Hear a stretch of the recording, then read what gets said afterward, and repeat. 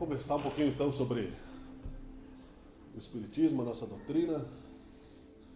Convido a fechar os olhos um instante para que a gente possa nos sentirmos um pouco mais protegidos e inspirados pelos nossos anjos da guarda, nossos mentores espirituais, e juntos refletimos um pouco sobre aquilo que é uma bênção divina, que é o Espiritismo em nossas vidas.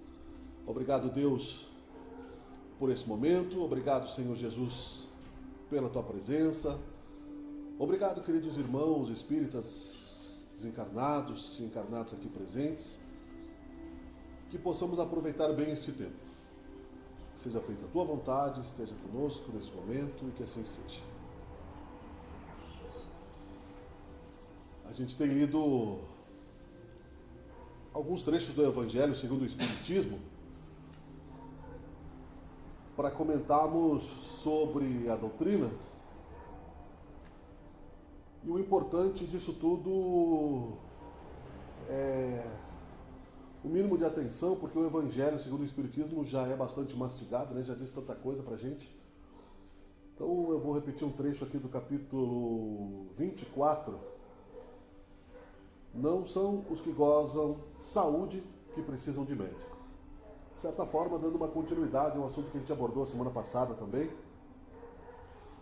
Estando Jesus à mesa em casa deste homem, Mateus, vieram aí ter muitos publicanos e gente de má vida, que se puseram à mesa com Jesus e seus discípulos.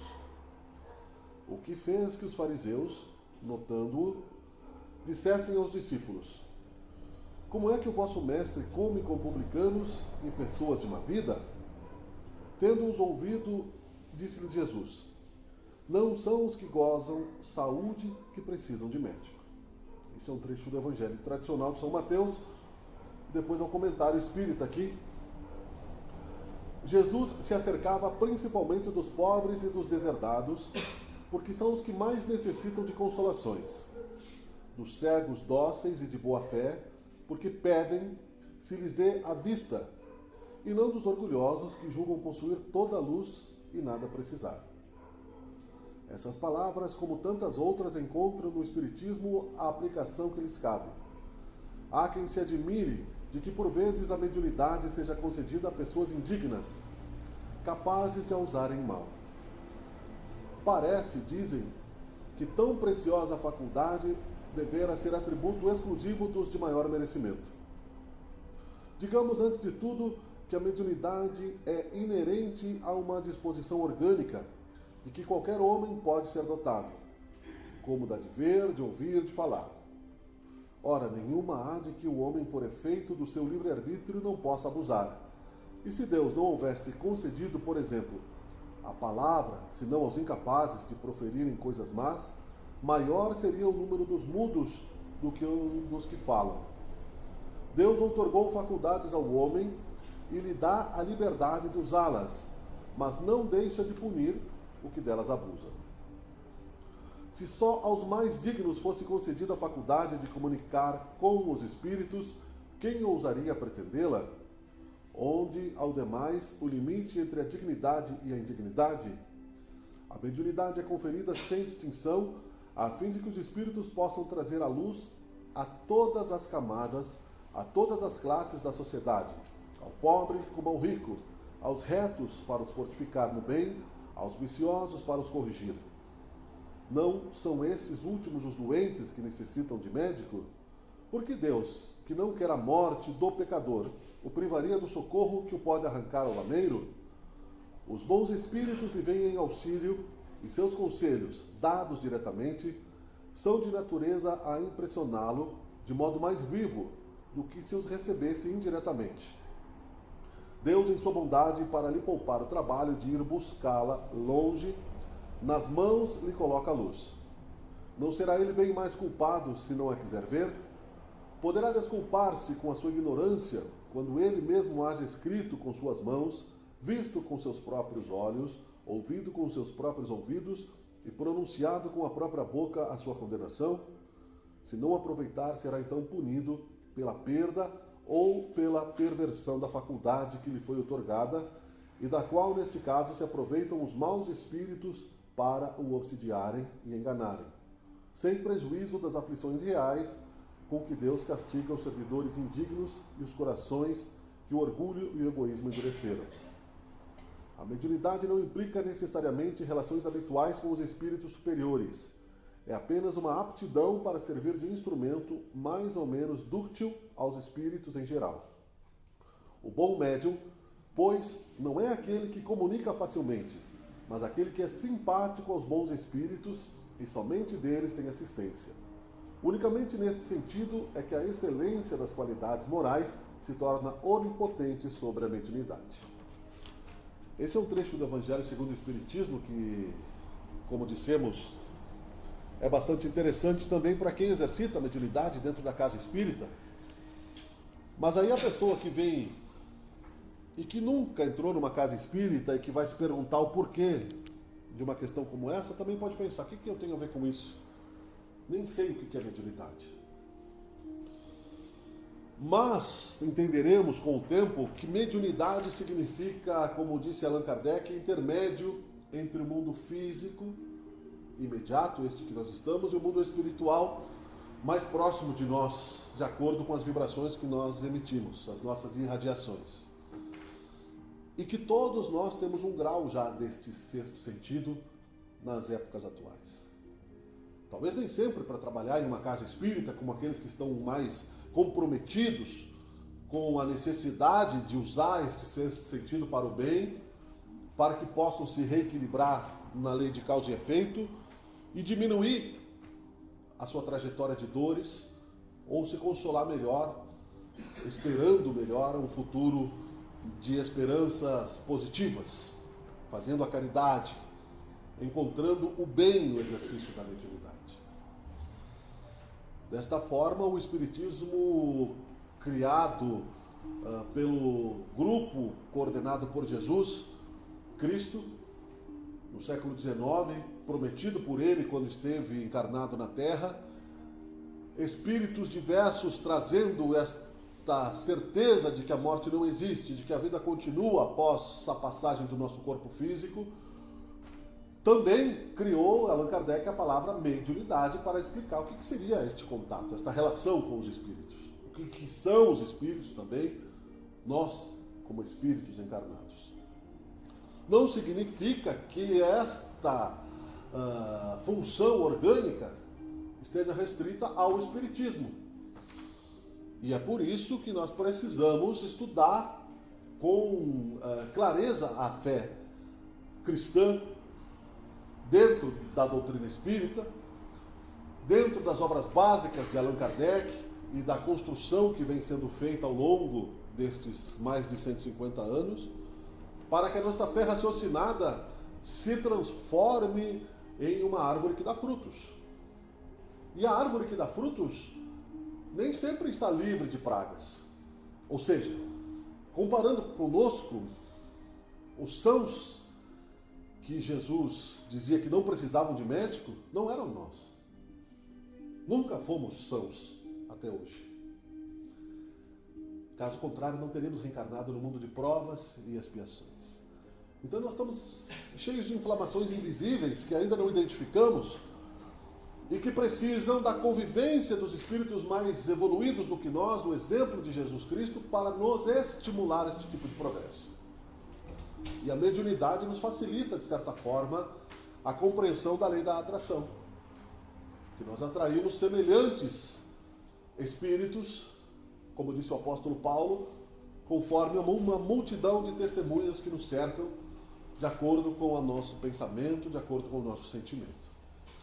Então é por isso que o Espiritismo lembra Jesus Cristo bastante nesta época, que vemos a humanidade caindo nas dores da alma, no desespero de um falso juízo final, como se fosse o final de tudo, num apocalipse destrutivo e negativo que muitos pregam, como se Deus não tivesse misericórdia de ninguém.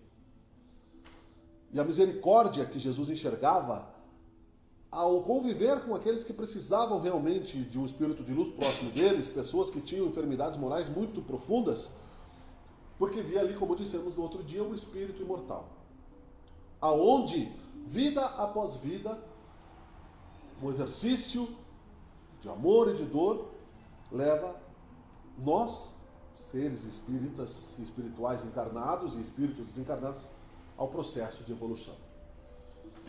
Isso tudo não exige, quando compreendermos o assunto da doutrina espírita de uma forma livre de preconceitos religiosos, mas na certeza de que há também ciência, psicologia, filosofia profunda nisso, perceberemos que não é necessário andarmos numa linha reta para cima, no sentido de sermos perfeitos. Porque isso romperia a nossa natureza, linha psicológica que viemos vida após vida, e seremos incapazes, inclusive, de cumprir uma tarefa como essa.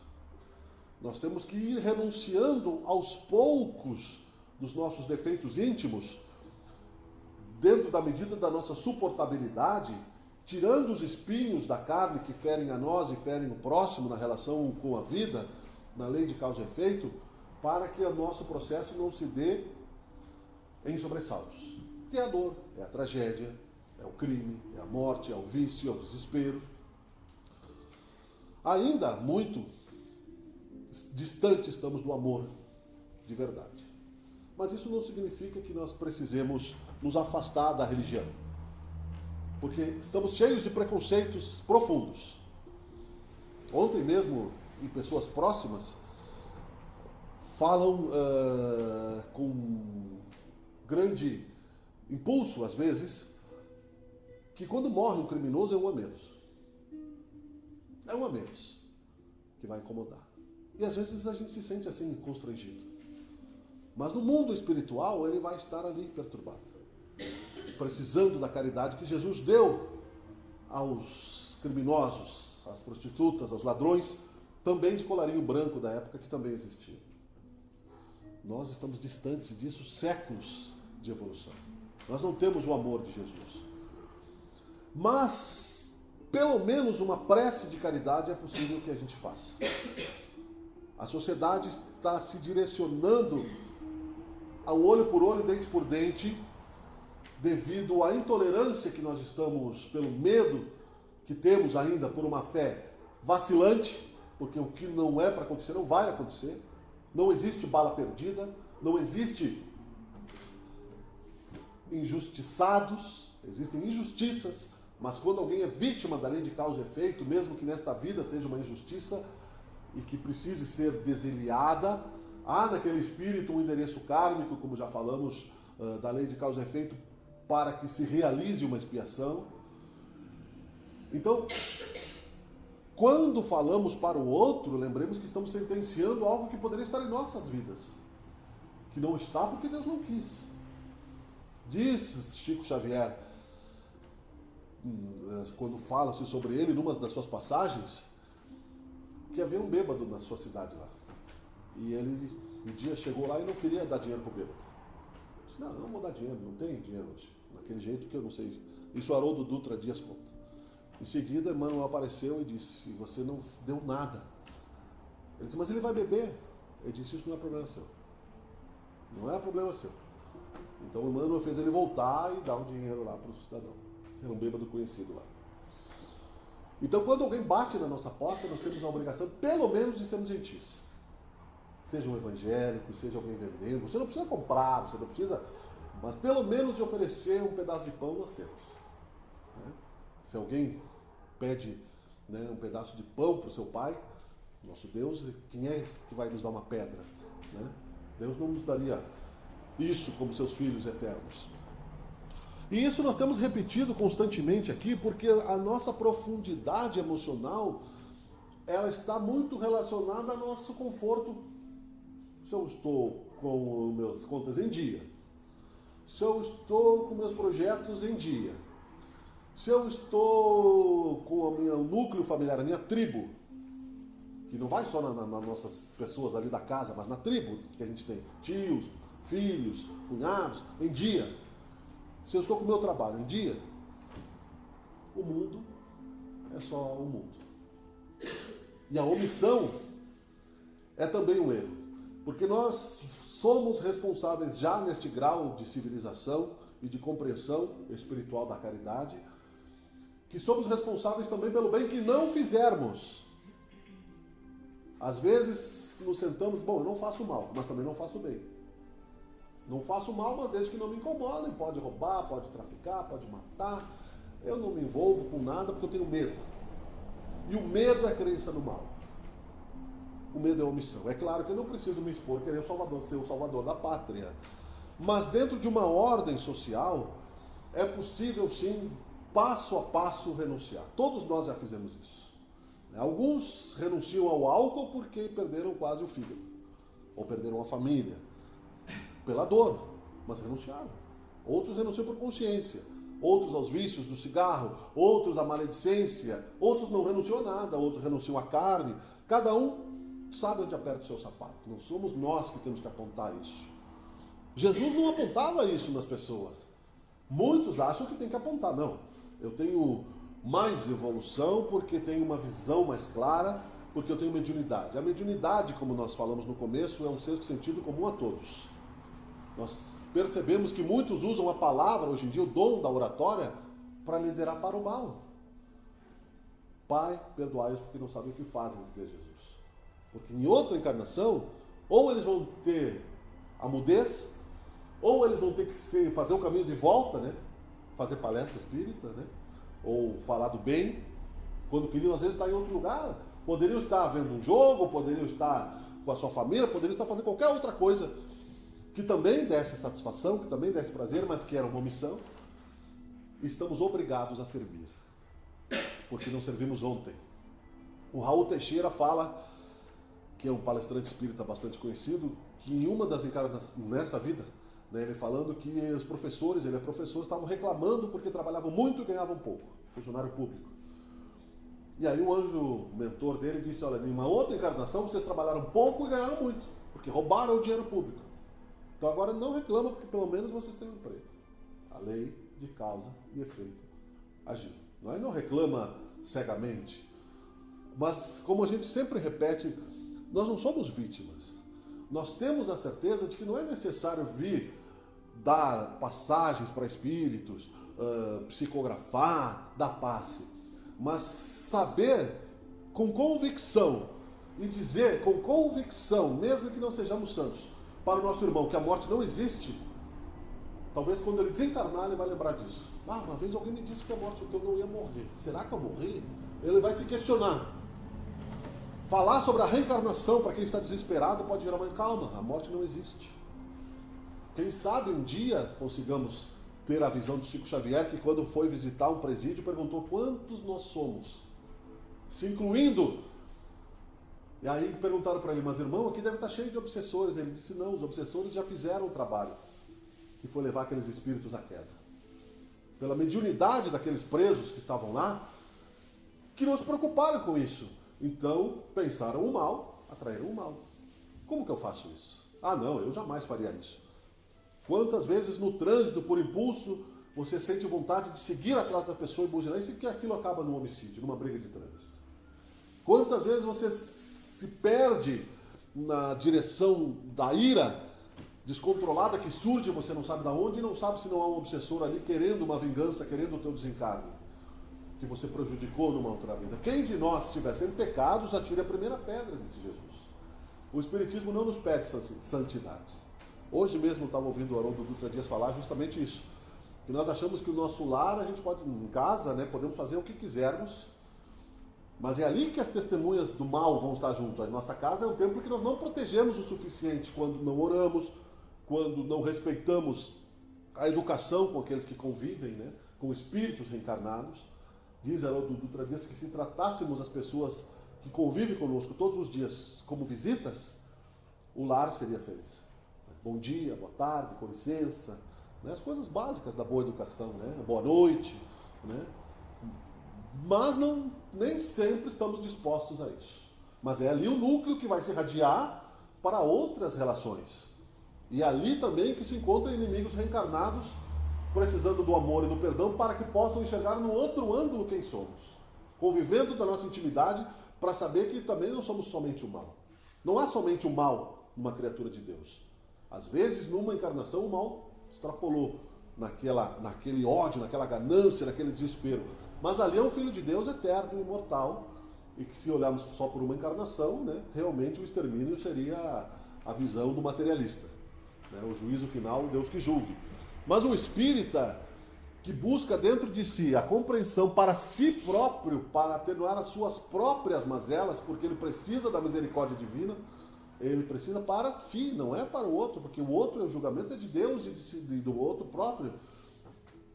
Nós aprenderemos então que, sem conivência com os nossos próprios erros, sem relaxamento moral com as nossas próprias dificuldades, sem anunciar grandes recomeços e grandes transformações, porque cão que muito ladra não morde.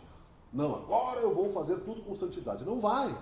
E o primeiro a nos apontar vai ser um obsessor encarnado que vai dizer, mas tu não é espírita? Mas tu não disse que tu não ia mais falar mal do vizinho? Que tu não ia mais ser mesquinho? Que tu não ia mais ser rancoroso? Tu não disse que tu ia perdoar? Tu não disse que tu ia levantar mais cedo? Tu não disse que tu ia comer menos, cuidar mais do corpo, tomar mais água? O outro está sempre pronto a nos apontar. Infelizmente para ele, né? Ele não aprendeu. Mas nós, quantas vezes fazemos isso? Né? Quando a intimidade avança também, né?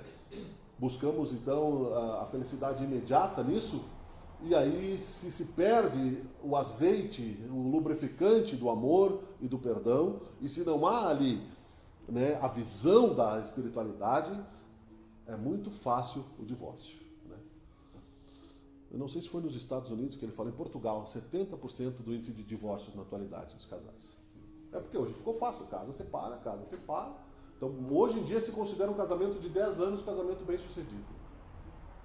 Na época passada se vivia 50 anos, 60 anos com a mesma pessoa, porque se procurava encontrar o bem na outra pessoa. Não era simplesmente encontrava um obstáculo, busca outro. Vai até o momento, é uma fuga emocional. Os sãos não precisam de médico. Então, se eu te curo, você me cura. Emocionalmente. E aí na nossa casa começa o exercício cristão. O exercício da espiritualidade. E é claro que nós não vamos nos manter perfeitos em nenhum momento, porque isso é impossível.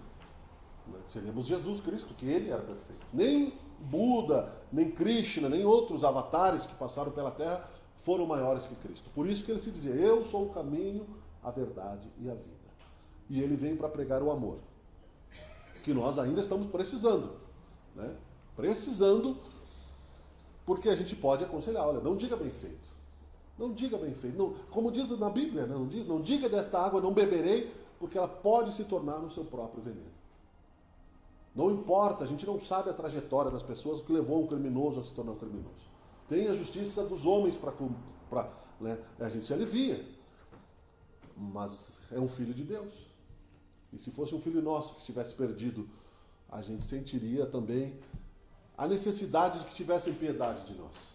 Né? Por isso que Jesus, né, tem de piedade de nós. Né? Princípios ditos da boca para fora, porque a gente sabe o que é piedade. A gente tem piedade do outro, né? A gente tem a certeza de que essa piedade é sincera, não é uma hipocrisia. A gente abriu mão dos desejos de vingança. A gente sabe o que é a outra face. Nós somos tão doentes quanto. Se tivéssemos a oportunidade de exterminar uma pessoa, nós exterminaríamos. Foi feita uma experiência que Haroldo Dutra Dias citou também nos Estados Unidos. Num determinado momento se colocou lá uma multidão dentro de um ginásio porque houve uma enchente na cidade. E ficaram lá uma semana. Em pouco tempo as regras de civilidade se romperam. No começo era bom dia, com licença, amigo. Daqui a pouco começou o tráfico de colchões, de comida. Aí surgiu um boato que a água ia acabar, então eles começaram a deixar o outro pode ficar com sede, o teu filho pode morrer, o meu, né?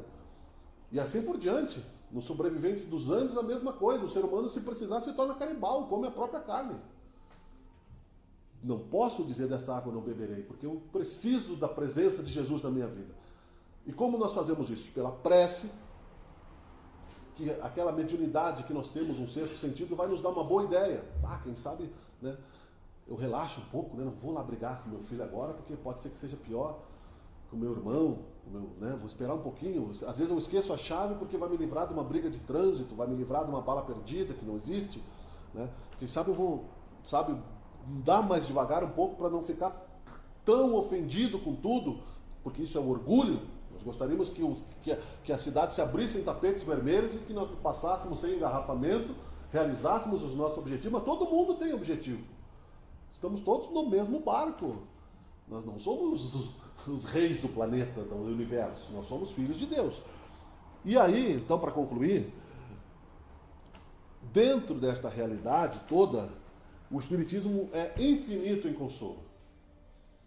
Mas é impermeável ao cego que não quer ver. Nós aqui dentro da doutrina espírita vamos falar sobre o Espiritismo.